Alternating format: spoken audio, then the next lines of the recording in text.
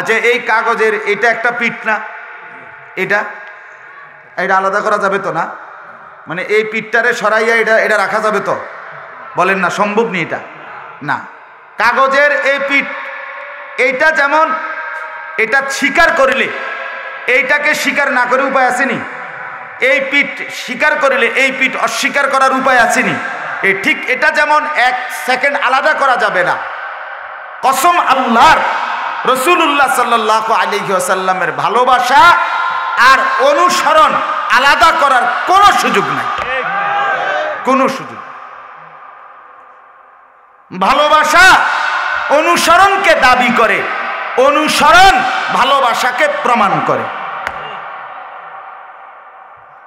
আল্লাহর নবীকে যে ভালোবাসে সে যদি জীবনে একবারও মুখ দিয়া না বলে, কিন্তু তার অনুসরণ দেখেই প্রমাণ হয় সে রাসূলুল্লাহকে ভালোবাসে।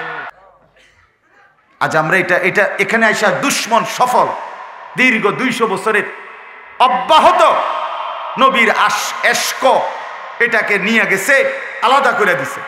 ভালোবাসা, মহব্বত, এশক যাই কইয়া গান, গজল, দোল, বাদ্য, খিচুড়ি, জিলাপি, বিরিয়ানি, হ্যাঁ, এরকম কিছু আচার অনুষ্ঠান, এটা হলো ভালোবাসা। এটা হলো ভালোবাসা। এটা করবে এক গ্রুপ। আর মেসওয়াক, দাড়ি, টুপি, দস্তরখান, কোরআনুল কারীম বিশুদ্ধ তেলাওয়াত, রাসূলুল্লাহর হাদিস অনুসরণ, স্ত্রী সন্তানকে পর্দায় রাখা, হালাল উপার্জন, চেহারা সুরতে, চলনে বলনে নবীর তরিকার ব্যতিক্রম না করা, এই অনুসরণ এটা করছে আরেক গ্রুপ। কথাটা বুঝছেন? এই যে আলগা করতে পারছে, এটাই কাফেরের সফলতা, এটাই বেঈমানের সফলতা। কিছু মানুষকে বুঝাইতে পারছে যে ভালোবাসা এটা পৃথক জিনিস, অনুসরণ পৃথক। আমি নিজ কানে শুনছি ডাইরেক্ট বলে যে ওয়াহাবিরা নবীর সুন্নতের আমল করলে কি হইব, নবীর ভালোবাসা নাই। তাহলে এ কথাই স্পষ্ট বোঝা গেল যে মানুষ রাসূলুল্লাহর অনুসরণ করে সে শুধু অনুসরণ করে, সে ভালোবাসে না। ভালোবাসে, আর ভালোবাসলে অনুসরণ করতে হয় না। এই যে আলগা করলেন আপনি এই দুইটা, এটা কেমনে করলেন? এই কাগজটারে দুইটা পার্ট কেমনে করলো, এটাই তো দেখার বিষয়। এটা তো সম্ভব না, কিন্তু এটা তো করে লাইছে, অসম্ভবকে সম্ভব করে দিছে। অনেক মানুষ আছে, আপনি বলেন নাহলে ইনসাফের সাথে বলেন, পীর আউলিয়ার বক্তব্য ওটা বিড়ি ঘা একার মুখে কইতে আছে, মানে আতে সিগারেট বিড়ি এনে এবার আমরা পীর আউলিয়ার বক্ত। তুই কি পীর আউলিয়ার বক্ত বেটা? কথা বলেন না কেন? আরে বলেন না, এটা কি মিথ্যা কথা বললাম? এটা এই বেটা পীর আউলিয়ার ভক্ত হবে কেন? কথা বলেন। চোখের সামনে আমি দেখতেছি আমনে চা দোকানে বইয়ার রঙিন টেলিভিশনে বেডির নাচ চাইতেছেন, আমনে যদি কোন আমনে পীর আউলিয়ার ভক্ত, আমনের মতো বাটফার কি আর হয়নি কেউ নিয়া? মিথ্যুক বেটা, তুমি কিসের পীর ভক্ত? আব্দুল কাদের জিলানী রহমতুল্লাহ আলাইহি থেকে জুনায়েদ বাগদাদি বলেন আর যত আউলিয়া বুজুর্গ বলেন, এরা সাদওয়ানে বইয়া বেডি চাইছে, ওনারা বইয়া টেলিভিশন চাইছে। তো তুমি পীর ভক্ত মানে? হ্যাঁ, মানে এটা হইল এই কথা। এটাই ভক্তি, মহব্বত এক জিনিস, অনুসরণ আরেক জিনিস। এই যে আলগা করা, এটাই সফলতা, এটাই বেঈমানের সফলতা, দুশ্মনের সফলতা। এজন্য ছেলেরা বাপ, আমি এটা বুঝি না, আমি কোন সময় যত ছেলে আমার উঠতে বসতে কয় হুজুর আমি আপনার ভক্ত, চেহারার দিকে তাকাইয়া যদি দেখি বুঝ নাই, তাহলে আমি তারে দিল থেকে ভক্ত হিসাবে মনে করি না। কি এর ভক্ত তুমি? আমি তোর ধোকা বেটা, তোর এই ভক্ত দিয়ে আমি করব কি বেটা? এজন্য মহব্বত, ভালোবাসা অনুসরণকে দাবি করে। আবারও বলেন, কি দাবি করে? আবার এই কথাটা মুখস্থ করেন যে মহব্বত অনুসরণকে দাবি করে। কোন অনুসরণ মহব্বতকে প্রমাণ করে? এই দুই কথা মনে রাখতে। যে ভালোবাসে সে অটোমেটিক অনুসরণ করতে হবে, আর যে অনুসরণ করে সে অটোমেটিক মহব্বত করে, এটা প্রমাণিত হবে। মেসওয়াক করছে, সে রাসূলকে ভালোবাসে। দাড়ি রাখছে, সে রাসূলকে ভালোবাসে।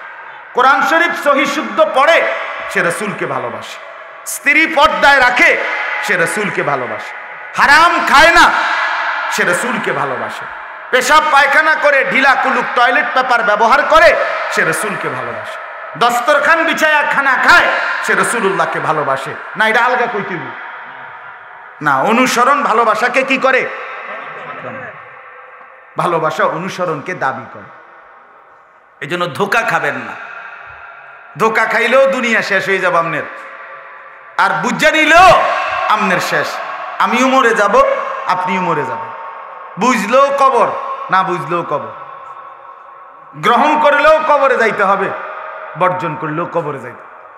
সুখের পাহাড়, সুখের সাগরে যে, সেও কবরে যাবে। দুঃখের পাহাড় যার, সেও কবরে যাবে। জীবনে কোনোদিন যে হাসতে পারে নাই, তারও মৃত্যু নিশ্চিত। জীবনে কোনোদিন যে দুঃখ দেখে নাই, তারও মৃত্যু নিশ্চিত। কি ভাইয়া? আহা, আজকে আমি জোহরের নামাজের পরে একটা ছেলে, 23 বছর বয়সী, বরাবর 23, 2000 সালে জন্ম, আমার একদম আমার বাসার পাশে মহল্লার ছেলে, চাঁদের মতো চেহারা, ফুটফুটে চেহারা, তার জানাজা পড়ছি এই আজকে জোহরের পর। 22-23 বছরের, এত সুন্দর চেহারা ছেলেটার। গতকাল রাত্রে 11:30, 11:30, 11:15 দিকে সিএনজি অ্যাক্সিডেন্টে মারা গেছে। ইউনিভার্সিটিতে পড়তেছে, আমাদের কুমিল্লা ক্যান্টনমেন্ট একটা বায়ুস্ট ইউনিভার্সিটি আছে, খুব উন্নত মানের, ওইখানকার ছাত্র ছেলে, খুব নামাজি, সুন্দর দাড়িওয়ালা ছেলে। তো আমি এটাই বললাম, বাবার প্রথম সন্তান, বাপটা একটা শব্দও কইতে পারছে না। এত মানুষ 2-4 শব্দ কইছে, কিন্তু বাবা যে কদ্দুর কথা কইব, মানে আমার ফুতেরে মাফ করে দিয়ে বা কিছু একটা কইবে, বেটার এই কথা বলার সুযোগ হয়েছে না, সম্ভব করছে না। 4টা মেয়ের পরে তার এই প্রথম সন্তান, কি পরিমাণ বেচাইনি বেচারা বলে। তা আমি বললাম, পৃথিবী এমনই, আপনি গ্রহণ করেন আর বর্জন করেন, স্বীকার করেন আর অস্বীকার করেন। দোস্ত আমার, চাই কিংবা না চাই, মৃত্যু নিশ্চিত, কবর নিশ্চিত, চলে যাওয়া নিশ্চিত, চলে যাওয়া নিশ্চিত, কোনো সন্দেহ নেই। এতটা আপনি এই দল না করে এই দলের লগে থাকা জিন্দিগি পার করতেন পারবেন। আপনি এই লোকের লগে না চললে ওই লোকের লগে থাইকা জীবন পার করতে পারবেন। আপনি ডাইন বাম কইরা, নয়সই কইরা, তারে লুকাইয়া, তারে ফাঁকি দিয়া দুনিয়া চালাইতে পারবেন। কিন্তু মৃত্যুকে আপনি অ্যাভয়েড করা, মৃত্যুকে আপনি এড়াইয়া চলা, আপনার আমার কারো পক্ষে শেষ পর্যন্ত সম্ভব হবে তো দোস্ত? তো যেটা নিদারুণ বাস্তবতা, যেটা আমার ভাই দিল দিয়া বোঝো তুমি, যেটা অকাট্য সত্য, যেটা নিদারুণ বাস্তবতা, যেটা চোখের সামনে দেখা, একবার দুইবার না, শত শতবারে এই 2 চোখে মানুষের লাশ দেখলাম। আমিও দেখছি, তুমিও দেখছো, দেখছো কিনা ভাই? তাহলে এতবার একটা মানুষের মৃত্যু দেখলাম, এতগুলো জানাজা পড়লাম, এতবার কবরস্থানে দেখলাম, এইটাকে আমি চোখ বন্ধ করলেই কি মিথ্যা হয়ে যাবে? আমি স্বীকার না করলেই কি মিথ্যা হয়ে যাবে? আমার বুঝে না ধরলেই কি মৃত্যু মিথ্যা হয়ে যাবে? বন্ধু আমার, দোস্ত আমার, নওজোয়ান সাথী আমার, কাজেই ভাবতে শিখো, ভাবতে শিখো। আমি তোমাকে ভাবাইতে চাই, আমি তোমাকে জাগাইতে চাই, আমি তোমার দিল নাড়াইতে চাই, কলিজা নড়াইতে চাই। এটা আমার ফিকির, এটা আমার জিন্দিগি, এটাই আমার সাধনা, এ আমার মেহনত। আমি যুবকের দিল নাড়াইতে চাই, নওজোয়ানদের কলিজা নাড়াইতে চাই। বন্ধু, ডানে বামে চাইও না। আমি প্রত্যেক দিন বলি, সমবয়সীর সাথে মিল্লা বুদ্ধি করলে পারতাম, একলা আগায় যাইতে হবে, একলা ছেড়ে দিতে হবে। সমবয়সী ভালো থাকতে দিবে না, সমবয়সী ভালো হইতে দিবে না, সমান বন্ধু তোমারে চরিত্রবান রাখতে দিবে না। তোমার মোবাইল না থাকলেও তার কাছে মোবাইল আছে, সে তার মোবাইল দিয়েই তোমার উলঙ্গ ছবি দেখাবে। তুমি নারীর আড্ডা চেনো না, সে ব্যবস্থা করে দিবে। তুমি জুয়ার আড্ডা চেনো না, সে তোমারে খুঁজে দিবে। তুমি মদের আড্ডা চেনো না, তোমারে সে ব্যবস্থা করে দিবে। বন্ধু না, আমরা ফ্রেন্ড, তোর জন্য যদি এতটুকু করতে না পারি, তোর জন্য যদি একটা মাইয়াই ব্যবস্থা করে দিতে না পারি, বন্ধু হলাম কি? তোরে যদি উলঙ্গ ছবি দেখাইতে না পারলাম, তোর ফ্রেন্ড হলাম কেন? আহা, এই জন্য সমবয়সী ভালো থাকতে দেয় না, আগায় যাইতে হয় ধাক্কাইয়া, পার করেই আগায় যাইতে হয়। না বন্ধু, তোদের সাথে থাকলেই আমার জিন্দিগি শেষ না, শেষ পর্যন্ত আমাকে একাই। আমি মায়ের পেট থেকে এসেছিলাম একা, আমি আমার মালিকের সামনে দাঁড়াবো একা। ওয়াউরিদু আলা রাব্বিকা সাফফা লাকাদ জিতুমুনা কামা খালাকনাকুম আউওয়ালা মাররাহ। রব্বুল আলামিন বলেন, একজন একজন করে আমার বান্দাকে আমি রব্বুল আলামিনের সামনে সারিবদ্ধভাবে পেশ করা হবে। একজন একজন। কয়জন? রব্বুল আলামিন বলবেন, বান্দা চোখের সামনে এনে আল্লাহ বলবেন, বান্দা মনে কি পড়ে তোমার? মায়ের পেট থেকে যেরকম একজন তুমি বের হয়েছিলে, আজকে সব ঘাট ঘুরে আমি আল্লাহর সামনে একাই এসে দাঁড়াইলে। বন্ধুরা কই? স্বজনরা কই? দোস্ত আহবাবরা কই? বিবি কই? ছেলেরা কই? মেয়ে কই? ইয়াওয়াদ্দুল মুজরিমু লাউ ইয়াফতাদি বিবানিহি। রব্বুল আলামিন বলেন, প্রতিটা নাফরমান কিয়ামতের দিন নিজের সন্তান, নিজের স্ত্রী, নিজের পরিজন, তামাম দুনিয়ার মালিক হয়েও যদি চাইবে আল্লাহ সব আপনি নিয়ে নেন, বিনিময়ে আমাকে জাহান্নাম থেকে বাঁচিয়ে দেন।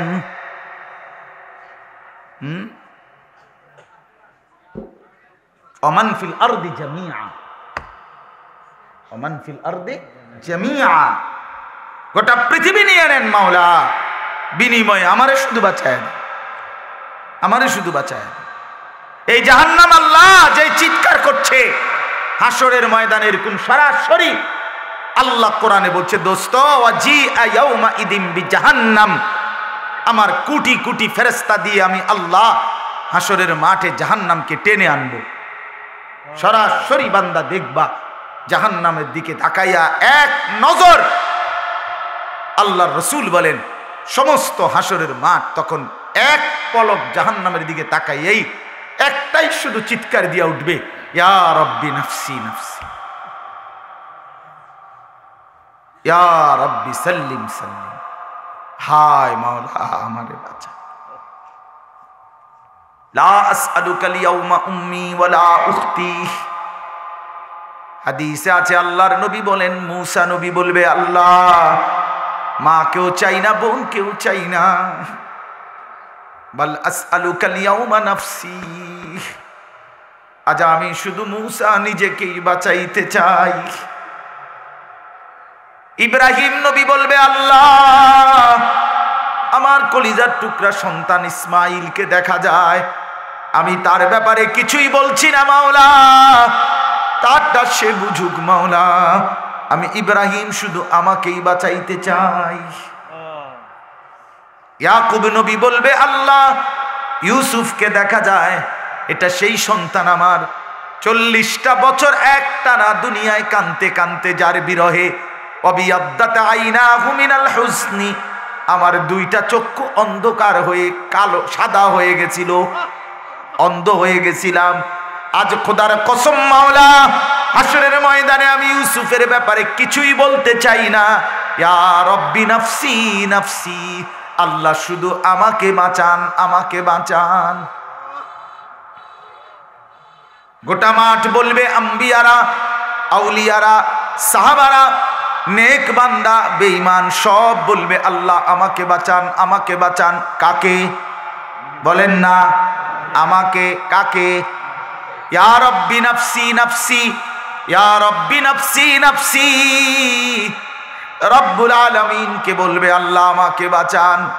গোটা মাঠে কোটি কোটি মানুষ হঠাৎ করে শুনবে, কেবল একজন মাত্র কোন এক জায়গা থেকে বলতেছে, ইয়া রব্বি উম্মতি উম্মতি। এই একজনই শুধু, তিনি শুধু একজনই হবেন। ওই একজনই শুধু বলবে, আল্লাহ আমার উম্মতকে বাঁচান। ইয়া রাব্বি উম্মতি।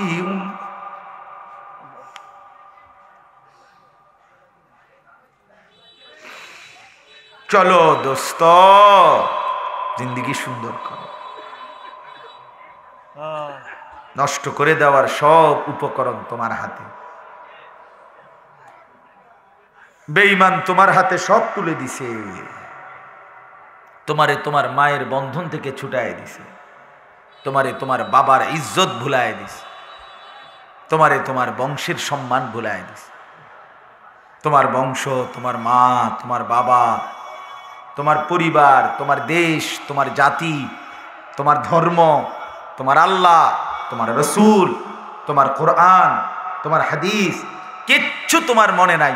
সব তোমারে ভুলাইয়া দিয়া তোমারে এক মোবাইল দিয়া দিছে যে তুমি শুধু জিন্দিগি সাজাও, নারী, ছবি, অশ্লীল দৃশ্য, উলঙ্গ নাচ। তুমি বেঈমানের মতো চুলের ডিজাইন বদলাও, কাফেরের মতো প্যান্ট বদলাও, দুশ্মনের মতো শার্ট বদলাও। সারা দিন সারা রাত যতক্ষণ সজাগ আছো, শুধু খানা আর ঘুম, এই দুই কাজ ব্যতীত তোমাকে বানানোই হয়েছে মোবাইল টিপবার জন্য, সমবয়সীদের আড্ডা দেওয়ার জন্য। করো। তেমন কিছু আর পড়তেও হবে না, হেসে খেলে না, এমন আর কিছু পড়তে হবে না। খুব দ্রুত, খুব দ্রুত সকল চেষ্টা চলতেছে সর্বাত্মক হেসে খেলে পড়বা। তুমি হাসবা, ললিপপ খাবা, চিপস খাবা, বার্গার বানাইবা। হ্যাঁ, তুমি হেসে খেলে পড়। পরীক্ষা নাই, পরীক্ষা দিয়ে করবা কি? পরীক্ষা মুক্ত পড়ালেখা। অথচ এই কোরআনুল কারীমে রব্বুল আলামিন বলছে আমি পৃথিবীতে মানুষ বানাইছি পরীক্ষা নেওয়ার জন্য। কি জন্য? পরীক্ষা নেওয়ার জন্য।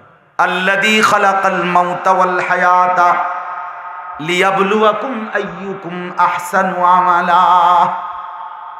আমি তো মাওলা জীবন দিয়েছিলাম পরীক্ষা নেওয়ার জন্য। কি নেওয়ার জন্য? লিয়াবলুয়াকুম ওয়ালা নাবলুওয়ান্নাকুম বিশাইইম মিনাল খাউফি ওয়াল জুউ ওয়া নাকসিম মিনাল আমওয়ালি ওয়াল আনফুসি ওয়াস সামারাত। কোরআন শরীফ কেমনে সুন্দর করে পড়তে হয় একটু পরে শুনবেন। দোস্ত আমার পড়বে ইনশাআল্লাহ। হ্যাঁ, আমি তো কোনো কামে রইলাম না, ঢকে রইলাম না। আল্লাহ কবুল করেন। আমার প্রিয় বন্ধু হযরত মাওলানা হাফেজ আবু হানিফ ভাই এখানে আছেন, আপনাদেরকে মনোমুগ্ধকর তেলাওয়াত শোনান। সে আমার বন্ধু, আমার সাথী। একসাথে আমরা পড়ালেখা করছি এক মাদ্রাসায়, এক উস্তাদের কাছে। আল্লাহ আমাদেরকে কবুল করেন। এই জন্য বললাম বন্ধু, আল্লাহ তাআলা আমাদেরকে বানাইছেন পরীক্ষার জন্য। আল্লাহ বলেন নাবলুওয়ান্নাকুম, আমি অবশ্যই তোমাদেরকে পরীক্ষা করব। আল্লাহ বলছে বান্দা কেমনে তুমি মনে করলা তুমি শুধু বলবা আমি মুসলমান আর আমি পরীক্ষা না নিয়ে ছেড়ে দেব? হতেই পারে না। কোরআনের আয়াত, আহাসিবান নাসু আন ইউতরাকু আন ইয়াকুলু আমান্না ওয়া হুম লা ইফতানুন। আরে বলো কি বান্দা, শুধু মুসলমান ভোটার আইডি কার্ডে লিখে দিলেই ছেড়ে দেবো আমি? হ্যাঁ, কেমনে ভাবলা? শুধু পাসপোর্টে লেখছো ধর্ম ইসলাম, এতেই তোমাকে আমি ছেড়ে দেব এটাই মনে করেছো? না না। ওয়ালাকাদ ফাতান্নাল্লাযীনা মিন ক্বাবলিহিম, প্রত্যেক যুগে যত মানুষ নিজেকে মুমিন বলেছে আমি আল্লাহ সকলেরই পরীক্ষা নিয়েছিলাম। কি নিয়েছিলাম? হ্যাঁ, মুমিন পরীক্ষাবিহীন থাকতে পারে না। 14 বছরের ছেলেটা যদি পরীক্ষা না দেয়, 12 বছরের ছেলেটা যদি পরীক্ষা না দেয়, লাওয়ারিশ সন্তান হয়ে যাবে, লাওয়ারিশ। এই জন্য বাপ, আমরা মাদ্রাসার আমার শায়েখ আল্লামা মুফতি মুশতাকুন নবী কাসেমি হযরত আমারে ওই দিনও বলছে, মাওলানা আমরার মাদ্রাসায় আমরা পরীক্ষা নেই 3 বার, এবার সামনের দিকে দরকার হলে পরীক্ষা নেব 9 বার। 3 বার জায়গা 3 ডবল 9 বার নেব পরীক্ষা। পরীক্ষা ছাড়া মুমিন থাকবে না। আর তোমাদেরকে বলছি দোস্ত, বাবাদেরকে বলছি, পরীক্ষাবিহীন সন্তানের জীবন সুন্দর হবে না, হেসে খেলে জীবন হবে না। বাচ্চাকে হাসতেও হবে, বাচ্চাকে বিনোদন আনন্দও থাকবে, কিন্তু পরিমিত শাসন যথোপযুক্ত শাসন উভয়ের সমন্বয় না থাকলে সন্তান লাওয়ারিশ হয়ে যাবে। আমি বলি টাঙ্গাইয়া ফিডন না, রক্তাক্ত ফিডা না, কিন্তু যথোপযুক্ত পরিমিত শাসন লাগবেই, উভয়টার সমন্বয় লাগবে, উভয়টার সমন্বয়। আপনারা যে কয়জন অভিভাবক, মুরব্বী, বাবা, চাচা আছেন, অল্প কিছু, অধিকাংশই নওজোয়ান, আপনারা আপনাদের ছেলেদের দিকে তাকান। এশার নামাজ পড়ে নাই কয়জন দেখেন, মাগরিবের নামাজ পড়ে নাই কয়জন দেখেন। শুধু একটাই কারণ, কলিজায় কোরআন বসাইতে পারেন নাই, আখেরাত চিনাইতে পারেন নাই। সব বুঝছে, এই ছেলেরা বোঝে না এমন কিচ্ছু নেই, গোটা পৃথিবী বোঝে। এখনকার আলহামদুলিল্লাহ এই নওজোয়ান ছেলেগুলো সব বুঝে, আগের চাইতে কোটি গুণ বেশি বোঝে। আগে নিজ এলাকার বিষয় বুঝতো, এখন এই মোবাইলের যুগে ছেলেরা সারা পৃথিবী বুঝে। সারা পৃথিবীর পরিবর্তন বিবর্তন, সারা পৃথিবীর আনন্দ, হাসি, কান্না, সারা পৃথিবীর উত্থান পতন সব বুঝে ছেলেরা। তাহলে এত কিছু ছেলেটা বুঝে, সে তার আখেরাত গন্তব্য সেটা বুঝে না কেন? মূল কারণ হলো তাকে কোরআন থেকে বঞ্চিত করা হয়েছে, তাকে রাসূলুল্লাহ সাল্লাল্লাহু আলাইহি ওয়াসাল্লামের হাদিস থেকে তাকে পরিচয় দেওয়া হচ্ছে মুসলমান, অথচ তাকে শেখানো হচ্ছে না কোরআন। এটার চাইতে বড় জুলুম কি? তারে দেওয়া হলো প্লেট ভাতের লাইগা, অথচ দেওয়া হচ্ছে না এক লোকমা ভাতও এনে। এটা কি? কিরে ভাই, আপনি কইলেন ভাত খাইতাম বইতাম, আমি বইলাম, ও প্লেটও দিলেন, হাতও ধোয়াইলেন, আর আধা ঘন্টা ধরে আমি বসে রইলাম, কোনো ভাতের নাম নাই। এটা কি? এটা কি প্রহসন না? কথা বলেন, এটা তামাশা কি না বলেন না? আমি আমার কথার কথাই বললাম, আমি বসলাম, আমারে বসাইলো, ভাত খাওয়াইব কইয়া, আমি বইলামও, প্লেটও দিল, হাতও ধোয়াইলো আমার, কিন্তু কি দিচ্ছে না। তো তুমি লিখলা ভোটার আইডি কার্ডে মুসলমান, ধর্ম ইসলাম, তুমি লিখলা জন্ম নিবন্ধন সনদে ধর্ম ইসলাম, তুমি লিখলা পাসপোর্টে ধর্ম ইসলাম, অথচ তুমি পড়তে পারো না কোরআন। আরে বন্ধু, এটা কি? এ কথাটা বিবেকে ঢুকলো না কেন দোস্ত আমার? আমি মুসলমান না বলে তো আমি কোরআন শরীফ পড়তে পারি না কেন? আমি না বলে মুসলমান তো আমি নামাজ পড়ি না কেন? আমি নামাজ পড়ি। আরে বেটা বলো না, 365 দিন, এক বছর, খোদার 365 দিনে একদিনও ফজরের নামাজ পড়ো নাই। জানো না ফজরের ওয়াক্ত হয় কখন, ফজরের নামাজ পড়ে কখন? হায় হায় ছেলেরা আমার, তুমি মানুষের বাচ্চা হইলে কেন? আরে বেটা, তুই মুসলমানের বাচ্চা তো পরে, বেটা তুই মানুষের বাচ্চা হইছত কেমনে বেটা? এই বেনামাজি নাফরমান, এই বেহায়া, তোরা যারা ফজরের নামাজ পড়ো না, তুই মানুষের বাচ্চা কেমনে বেটা? তো আমার বুঝায় ক বেটা, তোকে মানুষের বাচ্চা বললে হাইওয়ান জানোয়ার বলবে কাকে? আল্লাহ কোরআনে তাইলে জানোয়ার বলতে চাইছে কাকে? হ্যাঁ, কাকে বলতে চাইছে জানোয়ার? কেমনে ভুলে গেলাম? আমার বাপ কেমনে ভুলে গেলা? তাইলে তুমি মরবা না। আজ যে আমি তাগরা জওয়ানের জানাজা পড়লাম, হ্যাঁ, আমারও তো কলজাটা ছিঁড়ে গেছে ছেলেটার জানাজার দাঁড়াইয়া। কিরে ভাইয়া, তুমি কেমনে ভুলে গেলা? তুমি মরবা না? তুমি আল্লাহকে ভুলে গেলা কেন? তুমি এই কোরআনুল কারীম মোটেই পড়তে চাও না কেন?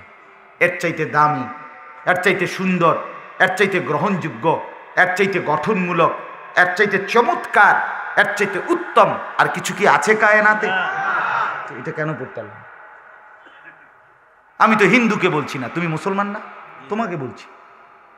আরে আমি ইহুদিকে বলছি না, তুমি না মুসলমানের বাচ্চা, তোমার না দেখো। বলো ভাইয়া বলো। হ্যাঁ দোস্ত আমার, কোরআন থেকে যারা আলাদা হয়ে গেছে, অচিরেই পুরা চরিত্র আখলাক সব শেষ করে দিবে।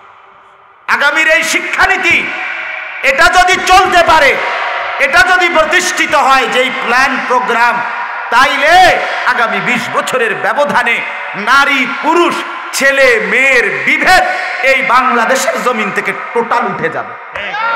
আমি বলি নতুন করে পরিষ্কার পরিষ্কার। এটা এটা মার্কা না, এটা নৌকা মার্কা, দানের শীষ মার্কা, লাঙ্গল মার্কা না। এটা আগামী প্রজন্মকে বাঁচানো। পরিষ্কার এই বাংলাদেশে সরাসরি এই কথা স্পষ্ট ঘোষণা হচ্ছে যে কোনো ছেলে যদি 14 বছরের 16 বছরের সে যদি মনে করে নিজেকে আমি মেয়ে, তাকে মেয়ে হওয়ার, মেয়ের যত স্বাধীনতা তাকে দিতে হবে। কোনো মেয়ে যদি বলে আমার শরীরের অঙ্গ সব যদিও মেয়ের, কিন্তু আমি ছেলে মনে মনে ট্রান্সজেন্ডার সারা ইউরোপে বাস্তবায়ন করে ফেলছে। এখন এই এশিয়ার অঞ্চলগুলোতে এটার পিছনে কোটি কোটি টাকা ফাইন্ডিং করা হচ্ছে, ঢালা হচ্ছে যে এই কথা যেন ছেলে মেয়ের বিভেদ বলতে কিছু নেই, ছেলে মেয়ে বলতে কিছু নেই। অসংখ্য বুদ্ধিজীবীর বক্তব্য এটা যে শিশুদের মধ্যে কোনো ছেলে মেয়ে নাই। এটা তো আগের থেকেই বক্তব্য। শিশু শিশু শিশুরকে ছেলে মেয়ে আলাদা বলা এটা তার অধিকার নষ্ট করা। তাহলে বাংলাদেশের আইনে 18 বছরের নিচে, আন্তর্জাতিক আইনও 18 বছরের নিচে সব শিশু। এটা জানেননি? কথা মিথ্যা বললাম এটা? তাহলে বোঝা গেল কি 13 বছর 14 বছর 15 বছর 12 বছরের ছেলে মেয়ে আলাদা কিছু না, এরা শিশু। যার যেখানে মন চায় থাকবে, খাইবে, শুইবে, ঘুমাবে, একই বাথরুমে টয়লেটে আসবে, যাবে, ঢুকবে, আলাদা রুম, আলাদা বাথরুম, আলাদা ব্যবস্থাপনা, এমন কিছু বলা তার অধিকার নষ্ট করা। কোথায় পৌঁছবে সমাজ? কোথায় পৌঁছবে? শুধু এক মোবাইল ধরতে পারে না, ছুঁইতে পারে না নারী, নারীর গায়ে ছুঁইতেও পারে না, নারীর গায়ে স্পর্শ করতে পারে না, শুধু মোবাইলের ভিতরে দেখেই চরিত্রের যেই অবস্থা। এরপরে মোবাইলটা দিয়ে যে দেখে, এত তো ছুঁইতেও পারে না, এত বুঝে যে আরো যদি বেরিয়ে আমারে একের উলঙ্গ করে দেখায় মোবাইলের ভিতরে, আমি তো বেরিয়ে ছুঁইতাম না, চাইতে যা শুধু, কিন্তু ছোঁয়াও যায় না, ধরাও যায় না। এরপরেও যদি একটা মিনিট মোবাইলটার থেকে চোখ না ওঠে, সারা রাত যদি উলঙ্গ ছবি দেখে, সেখানে যদি ছেলে মেয়ের বিভাজন না থাকে, পর্দা পুশিদা যদি না থাকে, মনুষ্যত্ব যদি না থাকে, আমার সমাজ জন্তু জানোয়ার হইতে আর কয়দিন লাগবে?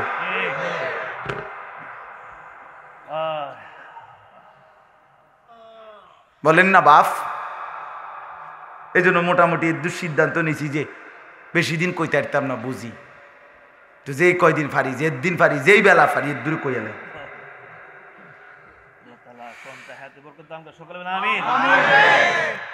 বন্ধু আমার, দোস্ত আমার, ফিরতেই হবে। আগামী পরিকল্পনা আরো ভয়ানক। চরিত্রহীনতার সকল কিছু, ছেলে মেয়ে নারী পুরুষের বিভাজন, সব এলোমেলো, সব এলোমেলো, সব ফ্রি ম্যাক্সিম, অর্থাৎ অবাধ যৌন স্বাধীনতা। আল্লাহ আমাদেরকে মাফ করে দেন। আমার এটাই কথা। আমি একটা আয়াত শুধু পড়ছি, কোরআনুল কারীমের 23 নম্বর পারা 39 নম্বর সূরা, সূরায়ে জুমার। এই সূরার 23 নম্বর আয়াত, এই একটি আয়াতই আমি পড়ছি। এই আয়াতটা তর্জমা বলে এখন আমার কথা শেষ। এই আয়াতটার মধ্যে একটাই কথা, আল্লাহ তাআলা এই কোরআন, আল্লাহ তাআলা তার 6টা বৈশিষ্ট্য এই একটি আয়াতে কোরআনের উল্লেখ করছে। কয়টা? 6টা বৈশিষ্ট্য উল্লেখ করে আল্লাহ বলেন সরাসরি যে আমার বান্দা শোনো, এটাই আমার হেদায়েত, আর এর দ্বারাই আমি কাউকে পথ দেখাই, হেদায়েত দেই। এটার থেকে ভিন্ন অন্য কোনো মাধ্যম দিয়া তুমি আলো পাইবা না, হেদায়েত পাইবা না। দিক নির্দেশনা যদি নিতে হয়, কসম আল্লাহর, এখানে আসতে হবে। বাংলা বই আর অঙ্ক, ইংরেজি, পদার্থ, জীববিজ্ঞান, রসায়ন বিজ্ঞানের বই দিয়া দুনিয়া চলবার মতো অনেক কিছুর ব্যবস্থা হবে, কিন্তু হেদায়েত, আখিরাত, পরকাল, মৃত্যু পরবর্তী অনন্তকাল জিন্দিগি, মনুষ্যত্বের জীবন, ইনসানিয়াত, ভদ্রতা, সভ্যতা, নম্রতা, উত্তম আখলাক, আল্লাহর কসম কোরআন পড়ে নাই, বাকি যদি সে দুনিয়ার সব পড়াও মনোযোগ দিয়া পড়ে, তো উত্তম আখলাক শেখা সম্ভব নয়। হ্যাঁ, কথা শুদ্ধ কইলেই উত্তম আখলাক না, কথা তো কয় শুদ্ধ, মতে তো খারাইয়া। কথা বুঝেন না। আঙ্কেল কেমন আছেন? হ্যালো, সরি সরি, ভালো আছেন? ভালো আছেন? ভালো আছেন তো আপনি কইয়া হইতে লাইছেন, আপনি কথা তো কইতে সময় কোঁতান, আপনি তো মুতেন খারাইয়া, কথা বলেন না। আপনি অসভ্য, আপনি অসভ্য, আপনি তো মানুষের বেডি চাইয়া থাকেন মোবাইলে, আপনি অসভ্য। আপনি কথা শুদ্ধ কইলে কি? তাহলে কথা শুদ্ধ বলাটাই কিনা যথেষ্ট নয় দোস্ত। দুইটা ইংরেজি কইতে পারলে, ইংরেজি কোনো জিব্রাইল নাজিল করছে না।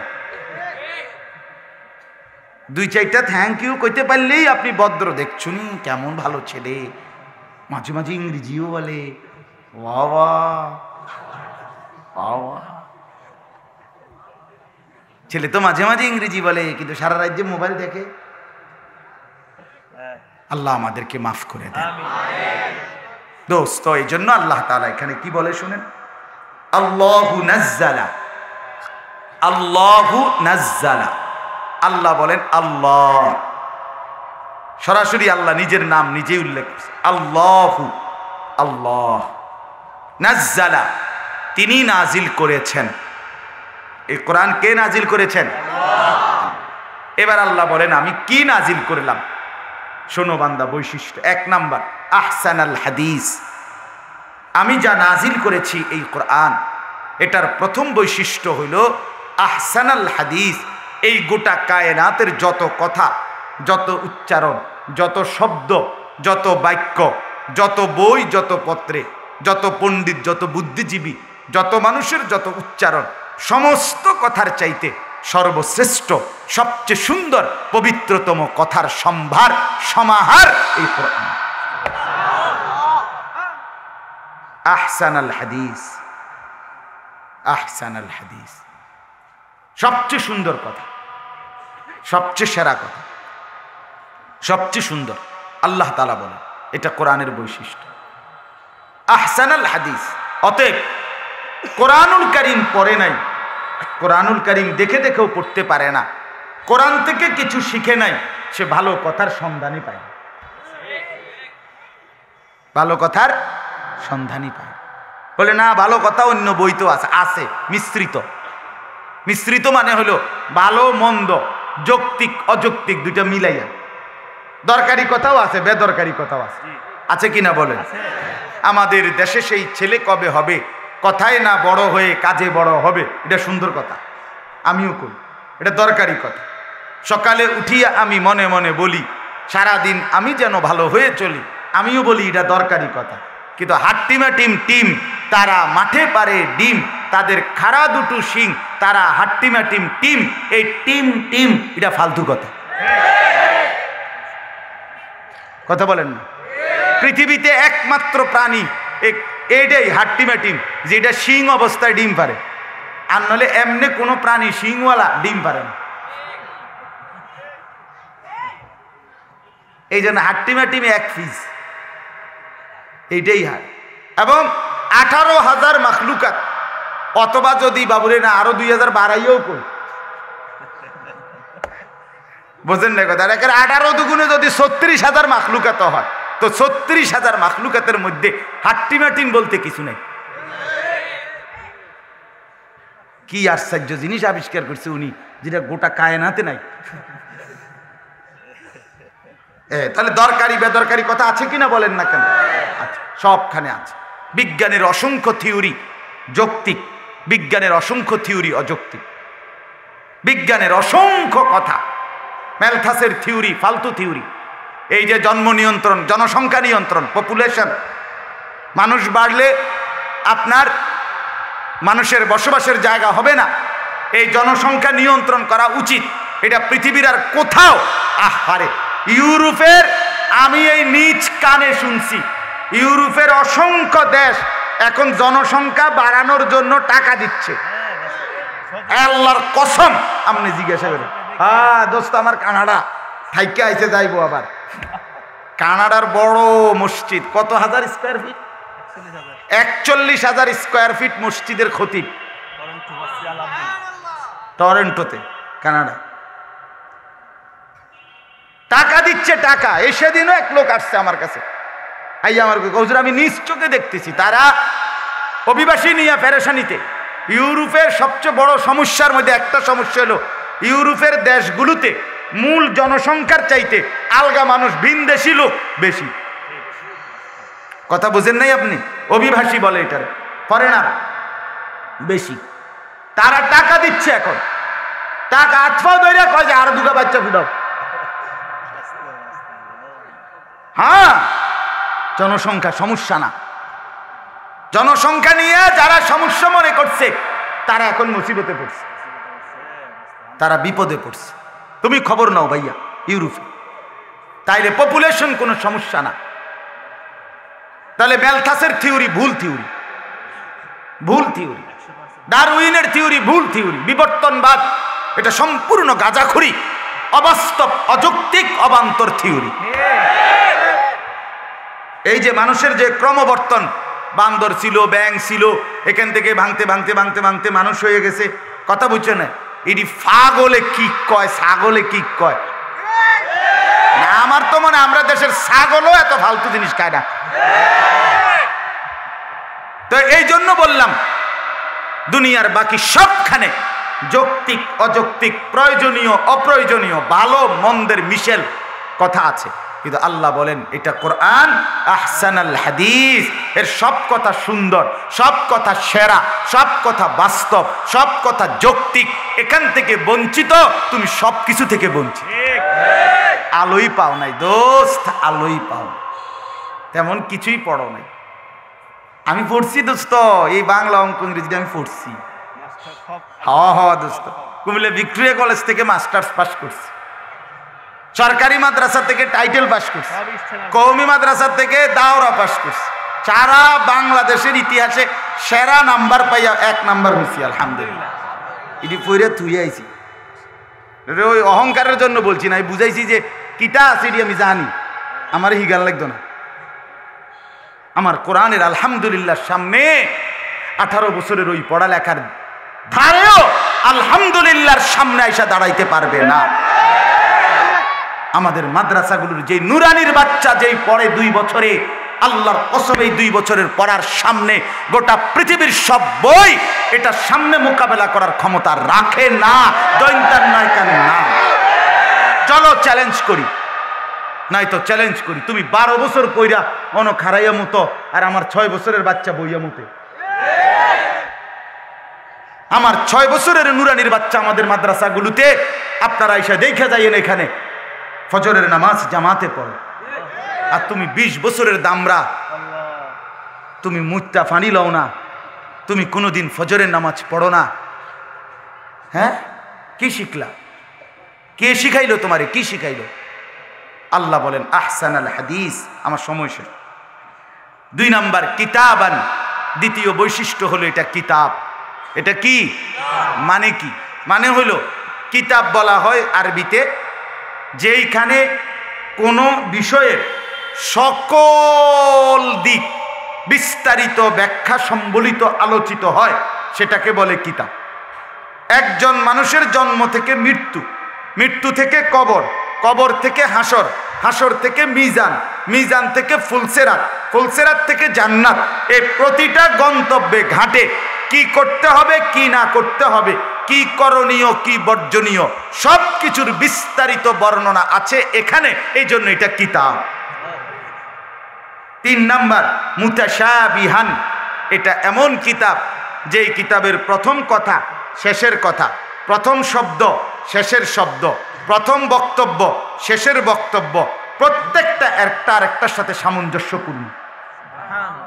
কথার মধ্যে কোনো কি না লড়সড় আউলা জাউলা কোনো আলতু ফালতু কথা না। কিরে বেটা তুই যে গত রবিবারে কইলি এ কথা, চা দোয়ানে খারাইয়ে যে এক লোকে চা খাইতেছিলাম, তুই যে এটা কইলি, অন দে আবার আরেকটা কস, তে হেতে কি কয় দূর বেকুব, চা দোয়ানের কথা নি মানুষে ধরে বেটা। কত কথা কত সময় মানুষে কয় বেটা, সব ধরে কুলাইতে পারবি? আল্লাহ কয় না, আমারটা সবটা ধরে কুলাইতে পারবি। হ্যাঁ সুবহানাল্লাহ, আমারটা সবটা ধরে কুলাইতে পারবে। আমাদের আউল জাহুল কোনো কথা নাই। আমি 23 বছর আমি আল্লাহ কোরআন নাজিল করছি, প্রথম বছরের বক্তব্য আর 23 বছরের বক্তব্য বরাবর, সামঞ্জস্যপূর্ণ, মুতাশাবিহান, সাদৃশ্যপূর্ণ। আরো কত ব্যাখ্যা কইলে রাইত লাগবে ইনশাআল্লাহ। এমনি শুধু অল্প দূর কইলে আমার এই তর্জমাটা। মাথানিয়া, তাক 4 নাম্বার আল্লাহ তাআলা বলেন আমার এই কোরআনের বৈশিষ্ট্য হলো মাথানিয়া। মাথানিয়া অর্থ হইল যেদিন থেকে আমি নাজিল শুরু করলাম আর আজকের এই মুহূর্ত পর্যন্ত তুমি বান্দা কল্পনা করে দেখো, এটাই একমাত্র কিতাব যেটা সারা পৃথিবীর রন্ধ্রে রন্ধ্রে, কোনায় কোনায়, আনাচে কানাচে, গলিতে গলিতে, অলিতে অলিতে, কোটি কোটি কোটি জবানে, লক্ষ লক্ষ কোটি কোটি বার বারংবার বারংবার বারংবার তেলাওয়াত হচ্ছে, পড়া হচ্ছে, এমন অমূল্য একটাই, সেটা কোরআন। এক হাফেজে কোরআন, এই যে হাফেজ আনোয়ার ভাই, এই যে হাফেজ আমার ভাই আবু হানিফ ভাই, বা এরা যত ছেলে হাফেজ হয়, আপনি কি মনে করেন এক খতম কোরআন শরীফ পড়লে হাফেজ হয়? ঠিক না? এই নিয়ম এই রঙ্গিনী দোয়ান ভাই খাইছেন, এটা কিতা মনে করছেন বলেন? একটা আয়াতের জন্য তাকে কত হাজার বার পড়তে হয়, কত হাজার খতম হইলে এই কোরআন এরপরে কলিজায় বসে, দিলে বসে। তো আল্লাহ তাআলা বলেন এটা এমন একটা কিতাব যেটাকে আমি এমন বানাইছি পৃথিবীতে 1 মিনিটের জন্য এটার তেলাওয়াত বন্ধ নাই। এখানে না রাত, সবখানে কি রাত? এখানে না মাদ্রাসার আজকে মাহফিল, সব মাদ্রাসায় এখন মাহফিল। কোরআনুল কারীমের তেলাওয়াত 1 মিনিট জমিনে বন্ধ হয় না। সুবহানাল্লাহ, সুবহান। এজন্য বারবার বারবার তেলাওয়াত করা হয়, বারবার পঠিত, পুনঃ পুনঃ পঠিত। এজন্য এটাকে বলে মাসানিয়া, এক অর্থ। আরেকটা অর্থ আছে এটার, সেটা হলো আমি আল্লাহ এটা এমন কিতাব নাজিল করেছি যে আমি একই কথা বুঝাইবার জন্য আমি আল্লাহ একবার বলে ছেড়ে দেই নাই। এক কথা আমি আল্লাহ বারবার বারবার, ও বান্দা লা ইলাহা ইল্লাল্লাহ, এটা তুমি মেনে নাও, এটা আমি বারবার বুঝাইছি। মুহাম্মাদুর রাসূলুল্লাহ, আমার রসুলকে অনুসরণ করো, এটা আমি বারবার বুঝাইছি। আখেরাত, পরকাল, কবর, হাসর, মিজান, ফুলসেরাত, এটা তোমার লাগবেই, এটা ভুললে চলবে না, ঠিক হবে না। আল্লাহ বলে মাসানিয়া, এই কথাটা আমি বারবার বারবার বারবার বুঝাইছি। আমি কোনো কথা একবার বলে ছেড়ে দেই না। নামাজের কথা একবার, রোজার কথা একবার, জি না, সব কথা আমি আল্লাহ রিপিট করছি, রিপিট, বারবার বলছি, বারবার বারবার। 5 নাম্বার বৈশিষ্ট্য তাকশাইরু মিনহু জুলুদুল্লাযীনা ইয়াখশাউনা রাব্বাহুম। আল্লাহ তাআলা বলেন আমি এটা এমন কোরআন নাজিল করেছি যে কোরআন সত্যিকার দিল দিয়া, আমি আল্লাহর ভয় নিয়া সত্যিকার ভাবে যদি কেউ পড়ে, আল্লাহর কসম আল্লাহ বলে আমার বান্দার শরীরের চামড়ার উপরের যে লোমগুলো আছে এগুলো দাঁড়ায়া যায়, শিহরে ওঠে, কেঁপে ওঠে, কেঁপে ওঠে। তাকশাইর, শরীরের পশম দাঁড়িয়ে যায়। এটা এমন বৈশিষ্ট্যপূর্ণ কিতাব, যদি দিলে আল্লাহর মহব্বত নিয়ে পড়ে, কলিজায় আল্লাহর ভয় নিয়া, কবরের ভয় নিয়া পড়ে। সাহাবাইদের জীবনী থেকে বললে তো পাগল হয়ে যাবে। সাহাবাই কেরাম কোরআন শুনতেন আর কেঁপে উঠতেন, চেহারা লাল হয়ে যেত, ঘাড়ের রক ফুলে যেত, শরীরটা কাঁপতে শুরু করত। এটা কোরআনের বৈশিষ্ট্য। আপনি আমি না মহব্বত না থাকার কারণে লড়ে চড়ে না, কিন্তু সাহাবাই কেরাম নড়ে উঠতেন, নড়ে উঠতেন, শরীরের লোম দাঁড়ায় যেত ওনাদের।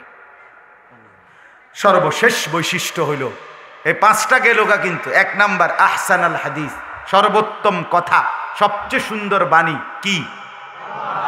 সব বিষয়ের পূর্ণাঙ্গ বর্ণনা সম্বলিত এটা কিতাব। এটাই সেই গ্রন্থ যা প্রথম কথা শেষ কথা সামঞ্জস্যপূর্ণ। 4 নাম্বার বারবার পঠিত অথবা একই বক্তব্য একাধিকবার বর্ণিত। 5 নাম্বার এটা সেই কিতাব সত্যিকার আল্লাহর ভয় নিয়ে কেউ তেলাওয়াত করলে তার শরীরের চামড়া, লোমগুলো পর্যন্ত কি হয়ে যায়? সর্বশেষ আল্লাহ বলে এই কোরআন যখন কেউ দিল দিয়া পড়ে, তেলাওয়াত করে, শুনে, গ্রহণ করে, সুম্মা তালিনু জুলুদুহুম ওয়া কুলুবুহুম ইলা যিকরিল্লাহ, তার পুরা বডি তার ভেতরের অন্তরাত্মা পুরা দেহ পুরাটাই আল্লাহর স্মরণে নুয়ে যায়, সেজদায় পড়ে যায়। এই কিতাব পড়লেই পাগল হয়ে যায়, হায় আমার মালিক আপনি কেমনে কথা কইলেন। তখন সেজদায় পড়ে যায়, সেজদায় পড়ে যায়। সেদিন আমার সাথে এক স্যার ছিলেন সিলেট এক মাহফিলে, তা আমি একটা আয়াতের বয়ান করছিলাম ওইখানে ওই দিন। আওহা রব্বুকা ইলান নাহলি আনিত্তাখিদি মিনাল জিবালি বুয়ুতান ওয়া মিনাশ শাজারি ওয়া মিম্মা ইয়ারিশুন। এই যে এই আয়াত মানে মৌমাছি কিভাবে মধু সংগ্রহ করে, কিভাবে চাকের মধ্যে মধু রাখে, কিভাবে সেখান থেকে মধু বের করে, এটার একটা সুন্দর বর্ণনা কোরআন শরীফে আছে। আল্লাহ বলছে, বুঝছেন নি কথা? এইটা আমি আমার মতো করে কোরআন শরীফের ওই আয়াতের আলোকে আমি এটা বয়ান করছিলাম। উনি মাস্টার, পাগল হয়ে গেছে উনি বয়ানের পর। উনি কানতে কানতে ফুফাইয়া বলতেছে, হুজুর আমি জানতাম না যে আল্লাহ তাআলা কোরআনুল কারীমের মধ্যে এতটা সুন্দর করে বলছে। আমার ড্রাইভারের কাছে মনে 1 ঘন্টা পরে দাঁড়াইয়া আমারে বলছে, হুজুর এটি কি কইলো? আমি বললাম, এটা তো কোরআনে আছে, এত সুন্দর। আমি তো জানতাম, এত তো শিক্ষিত মানুষ। এই জন্য আল্লাহ বলেন, সর্বশেষ আমার বান্দা যখন কোরআন পড়ে বুঝে, তার দিল ঝুঁকে যায়, তার দেহ আল্লাহর স্মরণে সেজদায় লুটিয়ে পড়ে। সর্বশেষ কথা হইল যালিকা হুদাল্লাহ। আল্লাহ বলে এটাই আমাই আল্লাহর হেদায়েত। কার হেদায়েত? ইয়াহদি বিহি মান ইয়াশা, এর দ্বারাই আমি যাকে ইচ্ছে করি হেদায়েত দিয়ে থাকি। কিসের দ্বারা? সোজা হিসাব, ইয়াহদি বিহি। এজন্য দোস্ত আমার, বন্ধু আমার, কোরআনবিহীন আলো মিলবে না। কোরআন ছাড়া আল্লাহর কসম আলো মিলবে না, জীবন সুন্দর হবে না, আখলাক সুন্দর হবে না, সভ্যতা, ভদ্রতা, মানবতা, মনুষ্যত্ব, ইনসানিয়াত, আখলাক, চরিত্র, উত্তম আচরণ, দুনিয়া আখেরাতের সৌন্দর্য কোরআন ছাড়া অন্য কিছু দিয়ে হবে না। আল্লাহ বলছে আমি অন্য কিছু দিয়া হেদায়েত দেই না, হেদায়েত এটা দিয়ে দেই। কথা বলেন না কেন? এটা দিয়ে আপনি এটাও নিতে পারেন, ওইটাও নিতে পারেন, এটা হইতে পারে। হ্যাঁ, কোম্পানি শুধু ব্যতিক্রম। ওই ওষুধে লেগে গেলে প্রায় এটা কয়, প্রেসক্রিপশনের ওষুধ নাই ওটার কাছে, ফার্মেসিতে কয় হুজুর সেম ওষুধ, শুধু কোম্পানি কি, হ্যাঁ কোম্পানি বদলাইছে। এটা আপনারা দিছি স্কয়ারের, আমি এটা দিলাম এরিস্টো ফার্মা। এই একের কোনো অসুবিধা নাই হুজুর, তা আমরা অনেক সময় নিয়ে আসি। কে আবার টোয়াইতে যাইব কোনানে, ধুর বুঝছি ঠিকই, কোম্পানি শুধু লাড়ছে, এটা সেম ওষুধ। তো এখানে এরকম নাই যে এটাও নিতে পারো, বাংলাও নিতে পারো, পদার্থও নিতে পারো, জীববিজ্ঞানও নিতে পারো, কোরআনও নিতে পারো, সবগুলো দিয়েই চরিত্র গঠন হবে। না না, রব্বে করিম বলে হেদায়েত এখান থেকেই নিতে হবে, আখলাক এখান থেকেই নিতে হবে, চরিত্র এখান থেকেই নিতে হবে। কোম্পানি বদলাইলে হয়তো না, কোম্পানি বদলাইও না, ঠিক যেটা দিছে ডাক্তার প্রেসক্রিপশনে এইটাই লইতে হইব, এইটা টোয়াইল। যালিকা হুদাল্লাহ ইয়াহদি বিহি মান ইয়াশা ওয়া মান ইউদ্লিলিল্লাহু ফামা লাহু মিন হাদ। আবারও বলছে আল্লাহ, ওয়া মান ইউদ্লিলিল্লাহু, যাকে আল্লাহ পথভ্রষ্ট করেন মানে কোরআন থেকে বঞ্চিত করেন, ফামা লাহু মিন হাদ, তার জন্য কোথাও কোনো পথ প্রদর্শক নেই। ছেলেরা যে কয়জন বুঝছো ভাইয়া তারই বললাম, ফামা লাহু মিন হাদ, অন্য কোথাও রাহবার নাই, অন্য কোথাও পথ প্রদর্শক নাই। ভাত মাছ দুনিয়া বুঝাবার লোক থাকতে পারে, দুনিয়ার চাকরি ব্যবসা, দুনিয়ার দালান বিল্ডিং বুঝাইবার মতো লোক থাকতে পারে। হ্যাঁ, আমার বোন জামাই ট্রেনিং করতেছে, আপন ছোট বোন জামাই। তা আমি কইলাম আপনি যাই যে 17 দিন ট্রেনিং করেন, কিতা শিখলেন এই পর্যন্ত? কয় এটা শিখছি যে আমরা যদি হেসে খেলে নতুনভাবে সব কাজ নিজেরা করি, তাহলে পদ্মা সেতু, মেট্রো রেল, এরপরে বড় বড় মেগা প্রকল্প, এগুলো আর বিদেশের থেকে বুদ্ধি নিতে হইব না, আমাদের ছেলেরাই করতে পারবে। এইটা উনি বুঝছে। তা আমি বললাম মাশাআল্লাহ, আপনি এটা বুঝছেন, আপনার বুঝ লইয়া থাকেন। বাকি আমি বুঝছি, আমার 2 ছেলে যদি মাদ্রাসাত পড়ে আল্লাহর কোরআন নিয়া আল্লাহ পাকের সামনে দাঁড়াইতে পারবে ইনশাআল্লাহ। চান আমি বুঝি, আপনি বুঝছেন মেট্রো রেল, আমি বুঝছি হাসরের ময়দান। সোজাই আপনি বুঝছেন মেট্রো রেল, আমি বুঝছি এটা।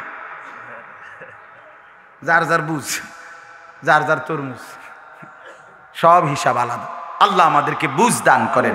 এজন্য ছেলেদেরকে বলি, বাপ তুমি স্কুলে পড়ো, কলেজে পড়ো, ইউনিভার্সিটিতে পড়ো, কোনো মানা নাই দোস্ত আমার, সব বদলানো একসাথে সম্ভব না, কিন্তু কোরআনুল করিম পড়া চাই। তুমি আলাদা টাইম বাইর করো, আলাদা সময় বাইর করো। কোরআন শরীফ ছাড়া জীবনটা নিয়ন্ত্রণে থাকবে না। আগামীর সময়টা বেশি ভয়ানক। চরিত্রহীনতার উৎসব আসতেছে, নোংরামি আর অসভ্যতার, জিনা ব্যভিচার আর অশ্লীলতাকে একদম সহজ করে দেওয়ার যাবতীয় ব্যবস্থাপনা রেডি হচ্ছে। জীবন নিয়ন্ত্রণে থাকবে না আমার বন্ধু। এজন্য আল্লাহর কোরআনের সাথে সম্পর্ক করো, 2-4টা লাইন কোরআন শরীফ পড়ো, কোরআন শরীফের তর্জমা পড়ো, একজন আলেমের সাথে সম্পর্ক করো, ওলামায়ে কেরাম মসজিদের ইমামের সাথে সম্পর্ক করো।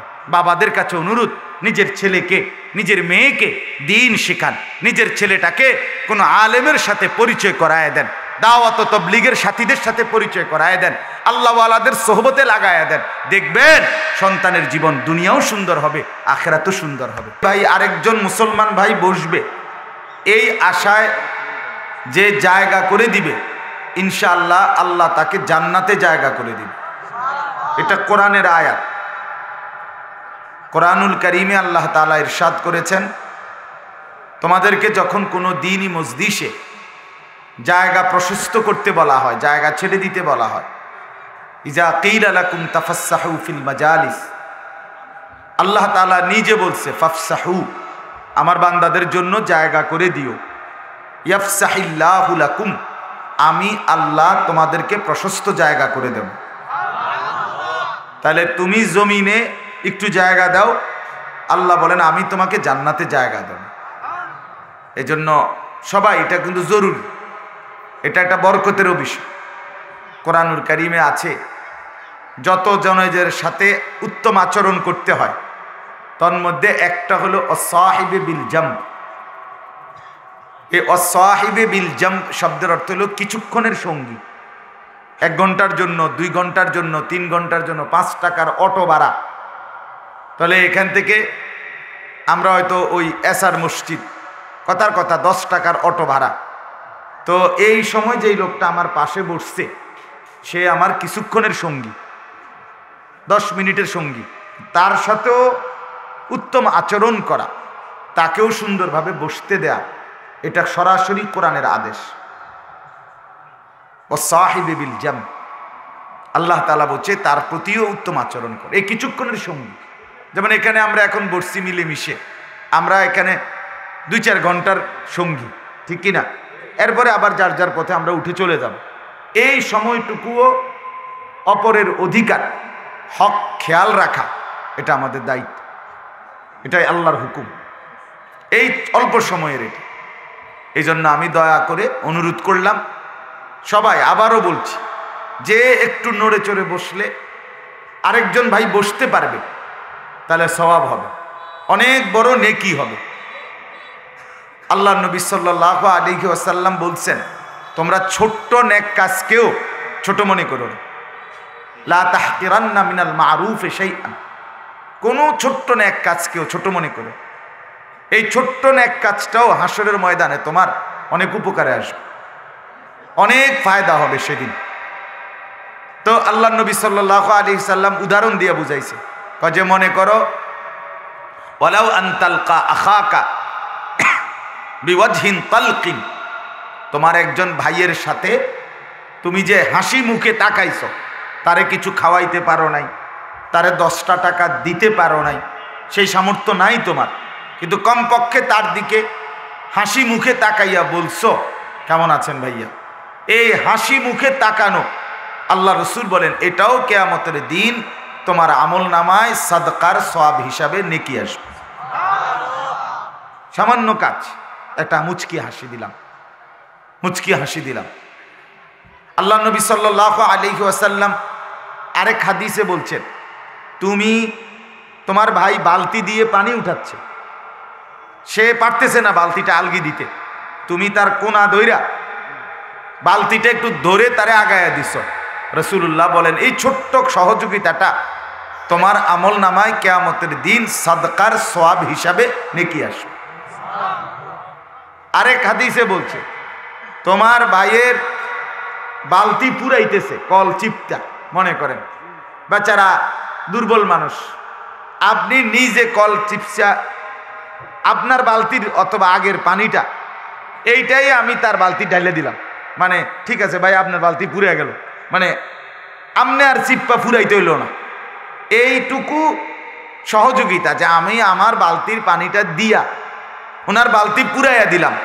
রাসূলুল্লাহ বলে এই ছোট্ট আমলটাও কিয়ামতের দিন সাদকার সওয়াব হিসাবে তোমার আমল নামায় আসবে। আর মানে এরকম অনেক উদাহরণ দিছে নবীজি।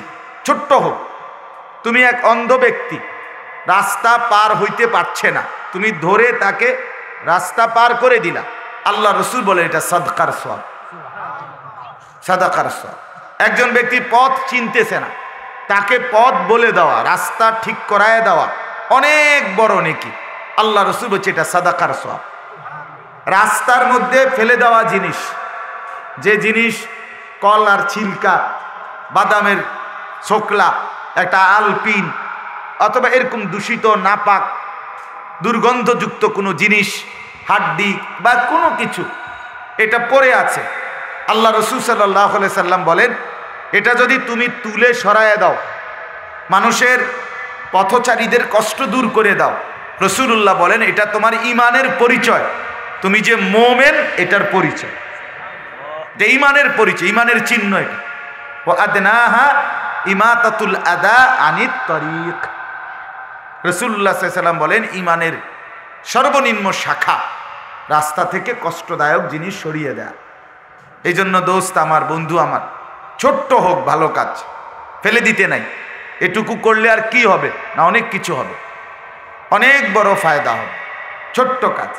আল্লাহ নবী সাল্লাল্লাহু আলাইহি সাল্লামের বৈশিষ্ট্য ছিল তিনি দুর্বলের বোঝা নিজের কাঁধে তুলে নিতেন। আল্লাহ নবী সাল্লাল্লাহু আলাইহি সাল্লামের বৈশিষ্ট্য ছিল তিনি যে উপার্জন করতে পারে না, নিজের উপার্জন করা টাকার থেকে তাকে কিছুটা দিয়ে দিতেন। আল্লাহ নবী সাল্লাল্লাহু আলাইহি সাল্লামের বৈশিষ্ট্য ছিল তিনি আত্মীয়তার সম্পর্ক ঠিক রাখতেন। নবীজির বৈশিষ্ট্য ছিল তিনি মানুষের সত্যিকার যেই কোনো বিপদে পাশে দাঁড়াইতেন।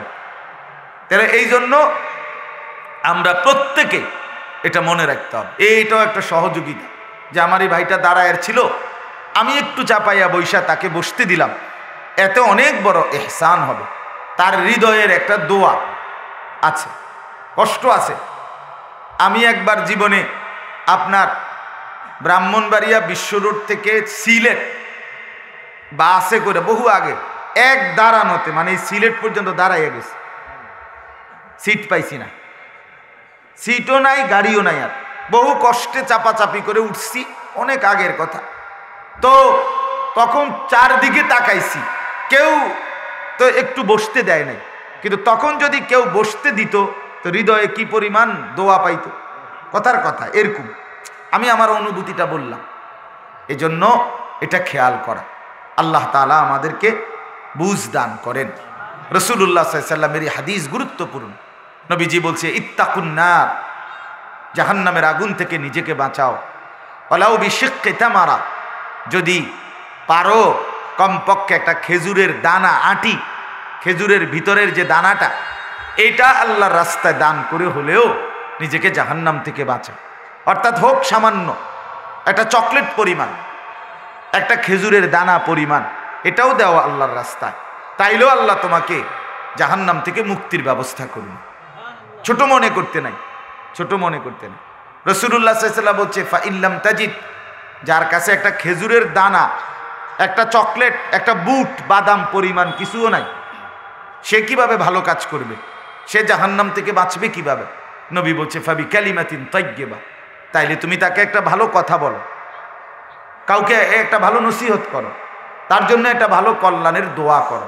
লোকটাকে দিতে পারলে না 2টা টাকা, ঠিক আছে, ধমক না দাও, ভাই ঠিক আছে, আল্লাহ আপনার ভালো করুক, আল্লাহ আপনার অভাব দূর করে দিক, আল্লাহ আপনারে বরকত দিক, আমি তো পারলাম না দিতাম, কিন্তু দোয়া তো করলাম। ফাবি কালিমাতিন তাইয়্যিবা, এতে ফায়দা হবে। রাসূলুল্লাহ সাল্লাল্লাহু আলাইহি ওয়াসাল্লাম বলেন, ফাইন লাম তাজিদ, যদি এটাও না পারে, মানে ভালো কথাও বলতে জানে না, তো রাসূলুল্লাহ বলে ফাবি তালকিন হাসান, এই যেটা একটু আগে বলছি, তাহলে তার দিকে একটা হাসি মুখে তাকাও, তাইলেও জাহান্নাম থেকে মুক্তির ব্যবস্থা হবে। তাইলে কি বোঝা গেল দোস্ত? ছোট্টটাকেও ছোট মনে করতে না, সামান্য মনে করতে না। নেক কাজ, আল্লাহর বিধান, দ্বীনি আমল, ছোটটার মধ্যেও লাভ, বেশি করলেও লাভ। সুবহানাল্লাহ একবার বললেও নেকি, 100 বার বললেও নেকি। আল্লাহর কথা 1 মিনিট শুনলেও নেকি, 100 ঘন্টা শুনলেও কি নেকি। লাভই লাভ, লাভই লাভ, কোনো লস নাই এখানে, কোনো কমতি নাই, কোনো ক্ষতি নাই। আল্লাহ আমাদেরকে বুঝ দান করেন। দাঁড়াইয়া বৈশাখ কেউ বুট খাইয়েন না, বুট খাইয়েন, ভিতরে বৈশা বুট খাইয়েন না। বুট যাদের খাবার বাকি, আপনি নিরাপদ দূরত্বে গিয়া বুট খান, যেখানে কেউ দেখবে না। এটা ভদ্রতা না, সুন্দর না। হ্যাঁ, আমি ইচ্ছা করে একটু দেরি কথা গুছাইতেছি এই কারণে, শুধু মনোযোগের জন্য। আমার কম হোক কথা, আমি মনোযোগ চাই, এটা আমার অভ্যাস। এই জন্য বুট বাদাম খাওয়া যাবে না দোস্ত, এটা আদব না দোস্ত। আল্লাহর কোরআন আদব চায়, ইসলাম আদব ছাড়া কখনোই কারো কাছে আসে নাই। আখিরাতের আমল, কোরআন সুন্নাহর আমল এবং এই কোরআন সুন্নাহর ইলম, যথাযথ আখলাক, উত্তম আদব, পবিত্রতা, সৌন্দর্য, বাহ্যিক দেহের পবিত্রতাও জরুরি, ভেতরের পবিত্রতাও জরুরি, এটা জরুরি। এই জন্য আমাদের কোরআন শরীফ 6 বছরের বাচ্চাও যদি পড়ে, প্রত্যেকবার পেশাব পায়খানার পরে ঢিলা কুলুক ব্যবহার করতে হয়, টয়লেট পেপার, পানি ব্যবহার করে, অজু করে বসে। তার মানে বাহ্যিক দেহের অপবিত্র দেহ নিয়ে কোরআনুল কারীমের 1 অক্ষরও পড়া যায়, 1 শব্দ পড়তে দেই না আমরা। আবার ভেতরটাও পবিত্র হইতে হয়। ওয়া নূরুল্লাহি লা ইউতা লিআসি, আল্লাহর নূর, এটা কোরআন সুন্নাহর ইলম, এটা আল্লাহর পক্ষ থেকে আলো, নূর। এই নূর আল্লাহ তাআলা কোনো নাফরমান, পাপী, অবাধ্য তাকে দেয় না, তাকে দেয় না। কোরআনুল কারীমের মধ্যে আছে, আল্লাহ তাআলা নবীকে বলছে, ইন তাহরিস আলা হুদাহুম ফাইন্নাল্লাহা লা ইয়াহদি মান ইউযিল্লু। হে নবী, আপনি যদি প্রচন্ড খুব বেশিও কারো হেদায়েত চান, হবে না। যে পথভ্রষ্ট, যে ইচ্ছা করে পরিকল্পিতভাবে গুনাহ, নাফরমানি, অসভ্যতাকে নিজের জিন্দেগি বানায় নিছে, এমন অপদার্থকে আমি হেদায়েত দেব না। গাদ্দারকে আমি হেদায়েত দেই না, সীমা লঙ্ঘনকারীকে আমি হেদায়েত দেই না। হেদায়েতের জন্য বিনয়ী হইতে হয়, হেদায়েতের জন্য আগ্রহী হইতে হয়, আন্তরিকতা দেখাইতে হয়, আল্লাহর কাছ থেকে চাইতে হয়। আল্লাহুম্মা ইন্নী আসআলুকাল হুদা ওয়াত তুকা ওয়াল আফাফা ওয়াল গিনা, নবীজির দোয়া। নবীজি বলতেন, আল্লাহ আমি আপনার কাছে হেদায়েত চাই, আল্লাহ আমি আপনার কাছে তাকওয়া চাই, আল্লাহ আমি আপনার কাছে আফাফ, চরিত্রের পবিত্রতা চাই, আল্লাহ আমি আপনার কাছে গিনা, দুনিয়ার অমুখাপেক্ষিতা চাই। এগুলো চাইতেন। আল্লাহুম্মা ইন্নী আসআলুকা রিদাকা, আল্লাহ আমি আপনার সন্তুষ্টি চাই। নবীজি দোয়া করতেন। দোস্ত, আমার চাইতে হয় আল্লাহর কাছে, দিল রাখতে হয়, খামখেয়ালি করলে হয় না, খামখেয়ালি করলে হয় না। ওটা বাংলা অঙ্ক বই না, এটা হাট্টিমাটিম না, ফালতু কথা না। কোরআন, কোরআন, আন্তরিকতা থাকতে হয়, দিলের মধ্যে চাহাত থাকতে হয়, গ্রহণ করার মানসিকতা থাকতে হয়, বিবেক থাকতে হয়। জিন্দিগি পার হয়েই যায় ভাইয়া, তামাশা করলেও জিন্দিগি যায়, গুরুত্ব দিলেও জিন্দিগি যায়, কারো জীবনে আটকায় নাই। সবারই এখন সমান টাইম। এই যে 7:57 বাজে, আমরা যারা এশার নামাজ পড়ছি আমাদেরও এই টাইম। আর তোমরা যারা এশার নামাজ পড়ো নাই, অসভ্য, নিকৃষ্ট রুচির অধিকারী, বেহায়া, বেশরম, নির্লজ্জ, তোমাদের বেহায়াদেরও 8টাই বাজে। তোমরা আগাইতে পারো না, আগাইতে পারো না, আগাইতে পারবাও না। বেনামাজি আগাইতে পারে না, সমাজের কাছে ঘৃণিতই থাকে, মানুষের কাছে নিকৃষ্টই থাকে। এ বুট খায়, বাদাম খায়, মানুষের বেডির দিকে চাইয়া থায়, খারাইয়া মতে, পাগল না ছাগল না। হ্যাঁ, জিন্দিগির কোনো আগাও নাই, মাথাও নাই, পূব নাই, পশ্চিমও নাই, এক ধরনের প্রতিবন্ধীর মতো নিজের বুঝে নিজে চলে। আমার এ দেশ কি মনে করে, সমাজ কি মনে করে, আমার মহল্লাবাসী আমাকে কি মনে করে, আমার মা বাবা আমার জন্য কি মনে করে, আমার ভবিষ্যৎ কি, কিচ্ছুই যে বোঝে না। এটা এক ধরনের প্রতিবন্ধী। এই তো মানসিক বিকারগ্রস্ত, মানসিক রোগী, মাতাল, তার সিরা। এটা নিজেকে নিয়েই খুশি, নিজে নিজে হাসে, নিজে নিজে কাঁদে। মানে আমার কাছে যেটা ভাল লাগে এটা, তো এটারে তো পাগল কয়। পাগল তো হেঁটেরই কয়, তারই তো অসুস্থ বলে মিয়া। যে নিজের বুঝে চলে সেই তো পাগল, কাউকে অনুসরণ করে না, কিছু বুঝে না।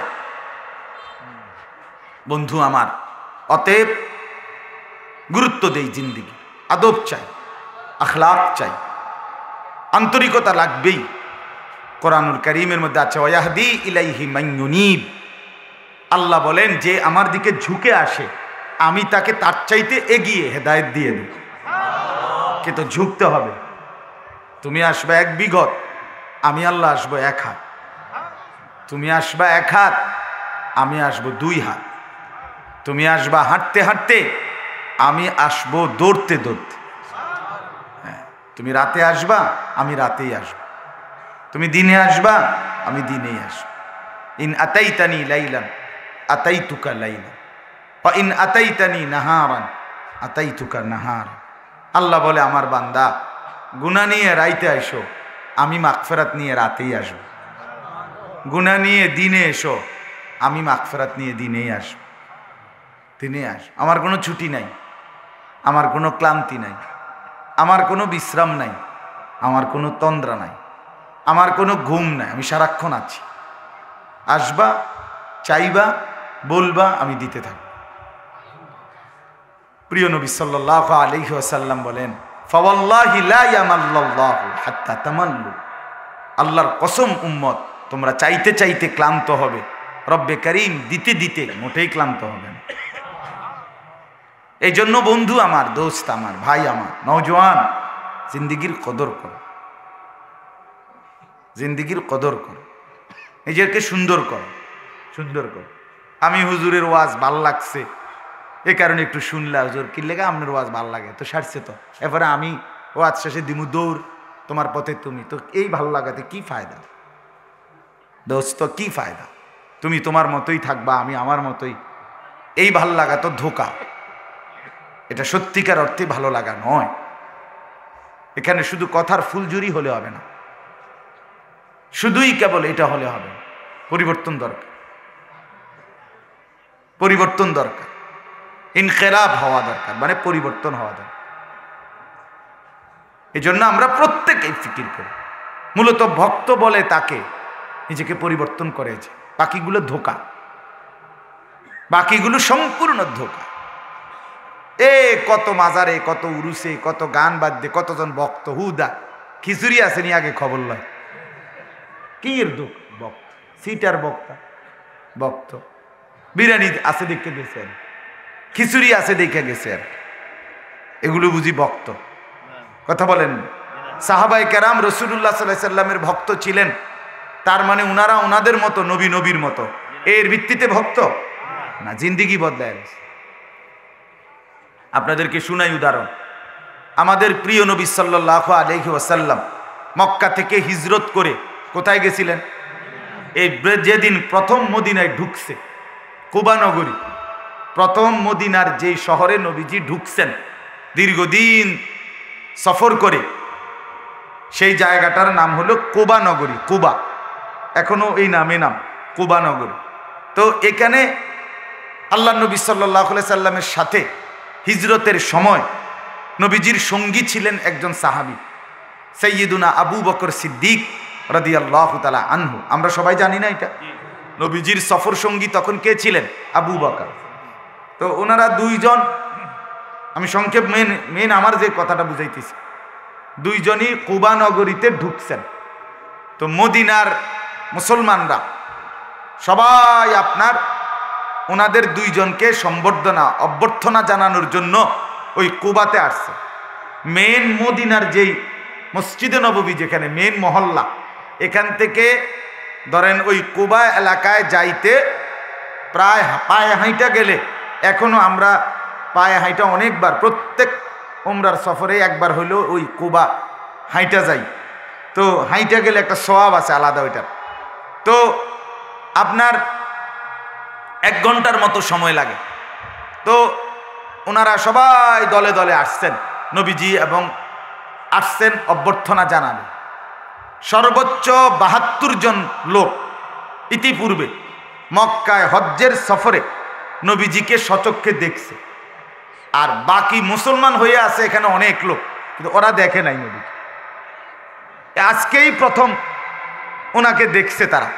কথা বুঝছেন ভাই? পিছনে চিন্তা করে না, পারতেন না সব সমাধা করতে, সব সমাধা করলে সমাধা হইব, কিন্তু ওয়াজের টাইম শেষ হয়ে যাবে। বুঝেন না কথাটা? মানে আরো যদি চেষ্টা করি আমরা সব গুছ গাছ করিয়া বাইল করতাম যাই, তাইলে আমার টাইম কি হয়ে যাবে? শেষ হয়ে যাবে। এই জন্য আমি এটার আর, আমার শুধু টার্গেট নজরের সামনে যারা আছি আমরা তারাই। ও বাইরে কে কাবজাব করে এগুলো এত কাছে চিন্তা করে কুলান যেত না। বুঝছেন না কথা? হ্যাঁ, চলেন। এই জন্য আপনি আর একবারও পিছনে তাকাইয়েন না, পিছনে আলগি দিয়ে লাগ, অসুবিধা নেই। এরপরে বললাম, তো এই যে সাহাবীরা মদিনার যারা, ওনারা অভ্যর্থনা জানাইতে আসছে। আল্লাহ নবী সাল্লাল্লাহু আলাইহি ওয়াসাল্লাম প্রচন্ড রৌদ্রের ভিতরে আসছেন। তো নবীজি একটা খেজুর গাছের নিচে বসছে, আর হযরত আবু বকর সিদ্দিক রাদিয়াল্লাহু তাআলা আনহু একটা খেজুর গাছের নিচে বসছেন। স্পষ্ট আমরা নিজে কিতাবে পড়ছি, আস-সিরাতুন নববিয়্যা, সৈয়দ আবুল হাসান আলী আন-নদভী রাহমাতুল্লাহ আলাইহির কিতাবে আমি পড়ছি। হযরত লিখছেন সেখানে ওই মদিনার মুসলমানরা লোকেরা দলে দলে আয়েশা নবীজির সাথে মুসাফা করতেছে, কিন্তু মুসাফা করতে গিয়ে 2 ভাগ হয়ে গেছে। কেউ ওই আবু বকর সিদ্দিককে মুসাফা করে, কেউ উনাকে মুসাফা করে। এরপরে আলগা দিয়ে সবাই জিঙ্গায় ওই ফুরানওয়ালা করে কোনজন। কথা বুঝছেননি? আমি উনি কোনজন, মানে আসল জন কে? রাসূলুল্লাহ সাল্লাল্লাহু আলাইহি ওয়াসাল্লাম কোনজন? মুসাফা তো ঠেলার লগে করলাম, যে যারে বুঝ পাইছে করছে, কেউ উনাকে কেউ উনাকে, কিন্তু উনি কোনজন? তো পুরানওয়ালারা আবার বলে দিতেছে উনি উনি উনি। এইটা হযরত আবু বকর সিদ্দিক রাদিয়াল্লাহু তাআলা আনহু খেয়াল করছে যে লোকদের মধ্যে কানা ঘুষা, যে বুঝতেছে না চেহারায়, সুরতে, দাড়িতে, লেবাসে, পোশাকে এতটা মিল। সুবহানাল্লাহ, সুবহানাল্লাহ। নতুন আগন্তুক বুঝতেছে না কে মুহাম্মদ, কে অনুসারী, রাসূল কোনজন, ভক্ত কোনজন, আলাদা করা যাচ্ছে না। এটা আমি বুঝাইতে চাচ্ছি। এরপরে আবু বকর সিদ্দিক রাদিয়াল্লাহু তাআলা আনহু উঠে গিয়ে ওই কিতাবে স্পষ্ট আছে এরকম একটা রুমাল বা কিছু রাসূলুল্লাহর মাথা মোবারকের উপরে দিয়ে দিছেন। এইবার সবাই বুঝছে একটু স্পেশালি আলাদা যিনি, ইনি রাসূলুল্লাহ সাল্লাল্লাহু আলাইহি ওয়াসাল্লাম। দোস্ত আমার, বন্ধু আমার, এটাই বাস্তবতা, এটাকেই বলে ভালোবাসা, এটাকেই বলে ভক্ত, এটাকেই বলে অনুসরণ। হাদিসে আমরা স্পষ্ট, বুখারীতে রিওয়ায়াত পড়ছি, আর অনেক কিতাবে পড়ছি, বহু নতুন মুসলমান, নতুন কোন আগন্তুক রাসূলুল্লাহ সাল্লাল্লাহু আলাইহি সাল্লাম সাহাবীদের কাছে বসা, একসাথে বসে আছেন, কথা বলতেছেন। কসম আল্লাহর, নতুন অনেক সময় নতুন মানুষ এসে জিজ্ঞেস করতেন আগে, মান ফিকুম মুহাম্মদ, তোমাদের মধ্যে মুহাম্মদ কোনজন, মুহাম্মদ কোনজন। সবাইকে দেখতে একরকম মনে হচ্ছে, চেহারায়, সুরতে, চলনে বলনে, কাপড়ে পোশাকে। ফলে জিজ্ঞেস করতে হইতো তোমাদের মধ্যে মুহাম্মদ কোনজন।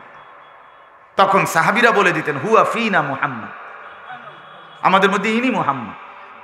সুবহানাল্লাহ, সুবহানাল্লাহ। বন্ধু আমার, এটাই বাস্তবতা। আজ আমরা ভালোবাসাটাকে সুকৌশলে এই ভারতীয় উপমহাদেশে অনেকগুলো দুশ্মনদের সফলতা আছে, এর মধ্যে এটাও একটা সফলতা যে এই উপমহাদেশে অসংখ্য মুসলমানের হৃদয়ে ভালোবাসা এবং অনুসরণকে রাসূলুল্লাহর আলাদা করতে পারছে, এটাও দুশ্মনের একটা সফলতা। বুঝেন নাই আমার কথা?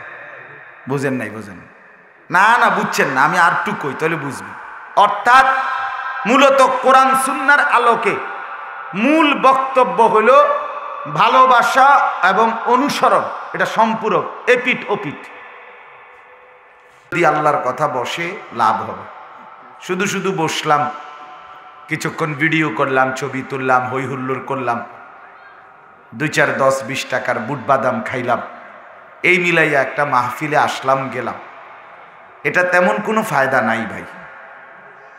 শুধু শুধু এই জিন্দিগির কোনো অর্থ নাই। এই জন্য আমি দয়া করে অনুরোধ করছি, 1 নাম্বার, কেউ ভেতরে, আমি কিন্তু এখন রাখেন সুন্দর করে বললাম, সবাইকে বলছি, এরপরে আমি ধমক দেব। এই জন্য আমি প্রথম আন্তরিকতার সাথে বললাম, কেউ আমরা হাতে ধরা মোবাইল আলগি দেওয়ার দরকার নেই। 2 নাম্বার কথা হলো, বাইরে যথেষ্ট পরিমাণ শোরগোল, হাঙ্গামা, চিৎকার চেঁচামেচি, এক্ষেত্রে বাহিরে যারা আমাদের নজরের বাইরে, তাদেরকে নিয়ে পেরেশানি করে লাভ নেই। আমরা যারা ভিতরে বসছি সবাই মিলে একটু 1 ইঞ্চি যদি কষ্ট হলেও আগায়া বসি আমরা, ডানে বামে যার যে দূর সম্ভব, জায়গাটা একদমই ছোট্ট, অল্প কুদ্দুর জায়গা, সবাই মিলে একটু নড়ে চড়ে বসো ভাই। দেখবা আরো যদি 50 জন মানুষও বসতে পারে, ওদের বসার সওয়াব আমাদের আমলনামাতে উঠবে। এই জন্য দয়া করে আমি প্রত্যেকের কাছে, কেউ কারো দিকে না তাকাইয়া নিজে আগায় সবাই আমরা নড়ে চড়ে, বারবার যেন বলতে না হয়, একবারেই আল্লাহ তাআলা এই মাদ্রাসাকে কবুল করেন, এই মাদ্রাসার ছাত্র ওস্তাদদেরকে কবুল করেন। আমার ভাই জনাব হাফেজ মাওলানা মুমিনুল হক ভুঁইয়া, মাদ্রাসার মোহতামিম সহ আরও যত ওস্তাদ, আল্লাহ যেন সবাইকে কবুল করে। মাদ্রাসার কমিটির সদস্যকে আল্লাহ যেন কবুল করে। ওলামায়ে কেরাম বয়ান করবেন। আমার ভাই হজরত মাওলানা মুফতি শামসুদ্দোহা আশরাফি, অনেক প্রথিতযশা, জ্ঞান গর্ভ, আজকের যিনি প্রধান বক্তা, অনেক চমৎকার বয়ান করে, আপনারা তার বয়ান শুনবেন। আমার প্রিয় ভাই হাফেজ মাওলানা আবু হানিফ ভাই কোরআনুল করিম তিলাওয়াত করবেন, সামান্য কথা বলবেন। আল্লাহ তাআলা আপনাদের সবাইকে সবরের সাথে বসবার তৌফিক দান করেন, এই মাহফিলকে আল্লাহ কবুল করেন, আমিন। 2, 3, 4 ফেব্রুয়ারি বিশ্ব ইজতেমা, 2, 3, 4 ফেব্রুয়ারি বিশ্ব ইজতেমা, আমরা সবাই অংশগ্রহণ করার চেষ্টা করব ইনশাআল্লাহ। সম্মানিত হাজির, এই পর্যায়ে আপনাদের সামনে কোরআনুল কারীম থেকে তেলাওয়াত প্লাস কোরআন সুন্নাহ থেকে অত্যন্ত গুরুত্বপূর্ণ